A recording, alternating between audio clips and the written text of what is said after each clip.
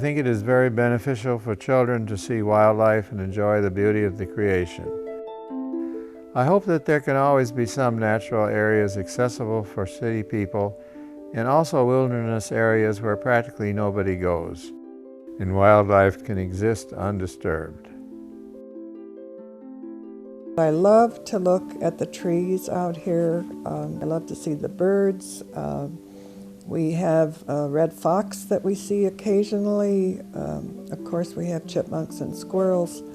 And we also have the wonderful, magical moment of hearing the common loon call as it flies over the lake. And we all stop and say, "Did you hear the loon?"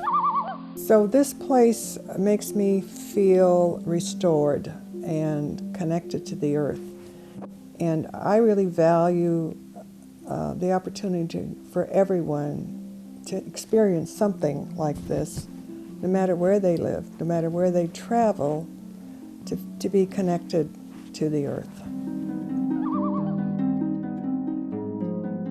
We have come to believe that the environment is an extremely important part of making life better for everybody all around the world, and not just in our own backyard. That everybody in the world needs to have access to unspoiled natural areas. And this is very typical. You begin to connect locally where you are, and then from there you move out and connect with broader organizations that have perhaps a larger viewpoint and working on bigger issues.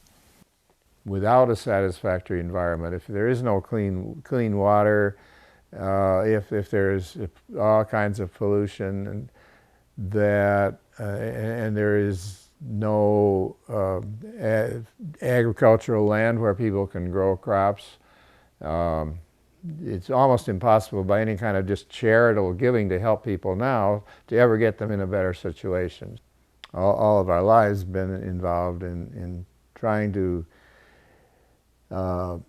really basically make a better world. We'd rather work in trying to do something that will make the long-term picture better, so that people will become more educated and more able to do things on their own, help people to help themselves, and help the whole world environment to be better, so that people have a chance to have a decent life.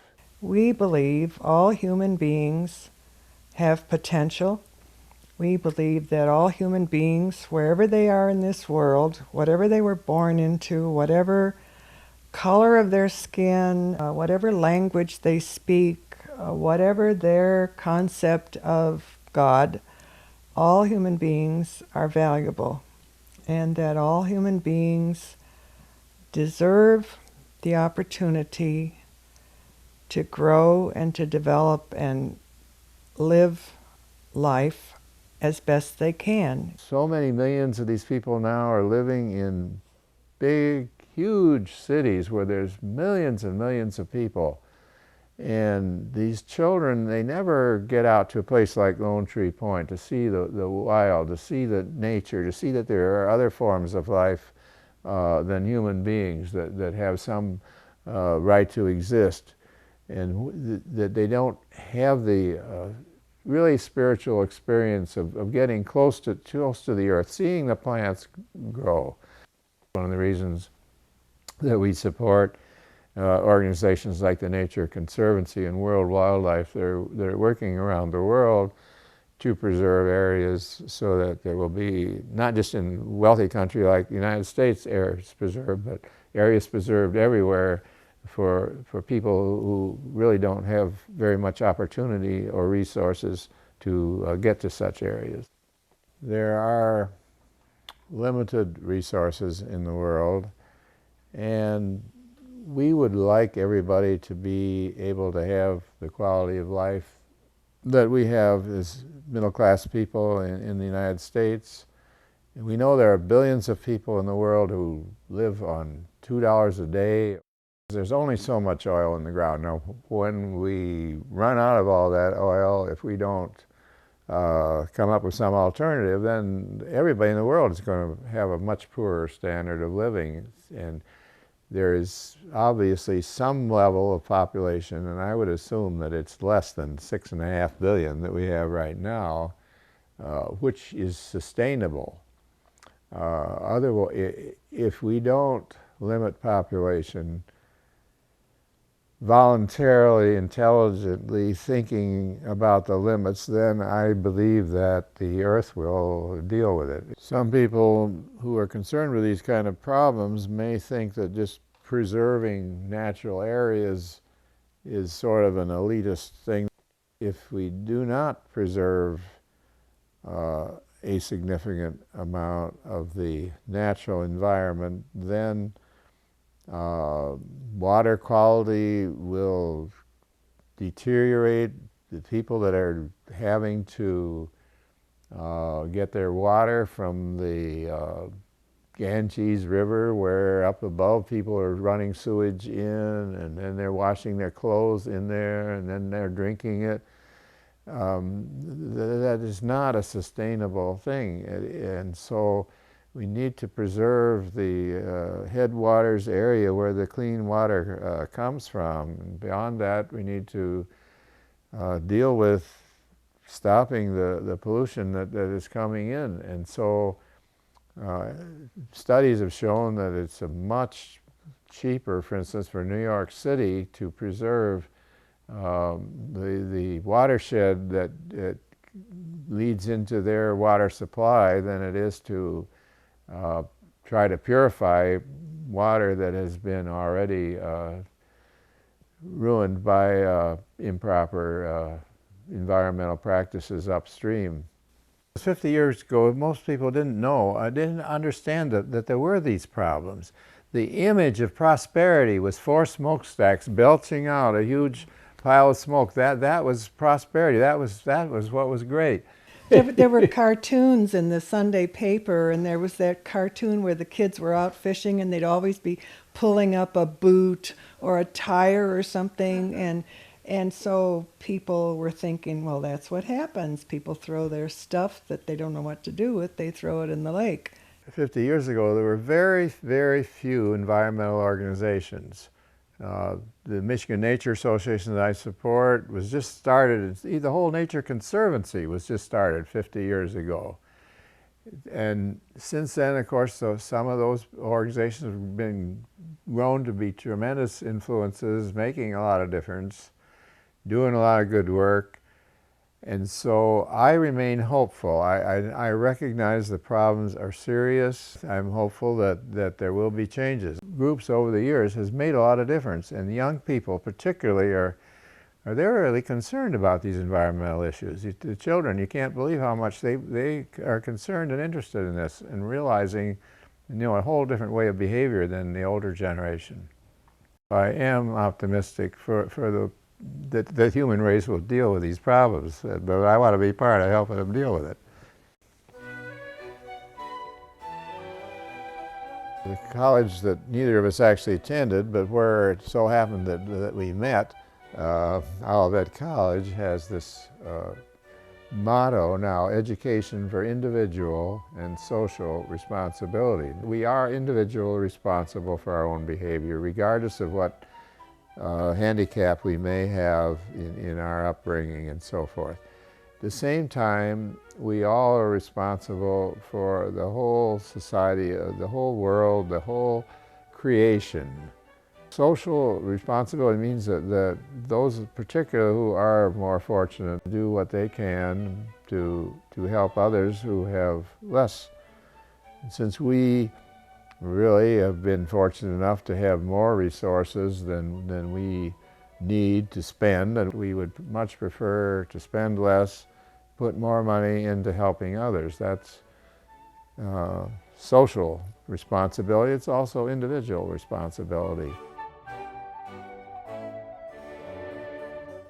I, having been a CPA, realized that one of the significant problems that operating organizations have is the need to constantly be filing grant requests with foundations and others, because many foundations seem to take the position that if they can say that their grant to such and such an organization started some creative new program, that makes them feel good. But somehow it ought to be self-supporting at the end of their 3-year grant. But in practically all cases, that doesn't work. So the organization is faced with, here's a great new thing, we want to keep it going, the foundation has cut us off, what are we going to do? So we are inclined to not give that type of let's say, a grant that will start a program, but there's no clear way in which we can see that it's going to be ongoing. We want to give ongoing regular support to a number of organizations so they can pretty much count on us as long as they are going to continue to do their mission. Now, this is going to be big. These are maybe $500 or $1,000 grants, annual gifts, so more than grants, not where you have to write up a grant of how you're going to spend it. We just would give that kind of ongoing support because that's what most of the nonprofit organizations really need. I hope that we can responsibly manage the assets that we have and keep them growing even as we are able to spend more money each year, that we would work off of a basis like of a responsible draw of spending. At some point we wouldn't have new money coming in, so we would just be maybe spending the 5% or more of the principal, and still having it grow over time through investing wisely and having it grow faster than the 5%. I'd want to be able to have enough there so that if there was some particularly large thing they wanted to support that would exceed that 5%, that they could do so. I would even hope that some might want to put some more money into it themselves to have it grow when they passed on. We, of course, know that conditions change over the years, and we want to leave it flexible so that if different ideas need to come into play at different times for different conditions, that will be possible and encouraged. We hope that our family members will want to continue this, but again, we're not going to force that. If they decide that they want to spend down whatever's in the foundation, they certainly will give them the privilege of doing that. We have to trust the future. Yes. Members of our family, and we trust that they will bring thoughtful consideration to their decisions.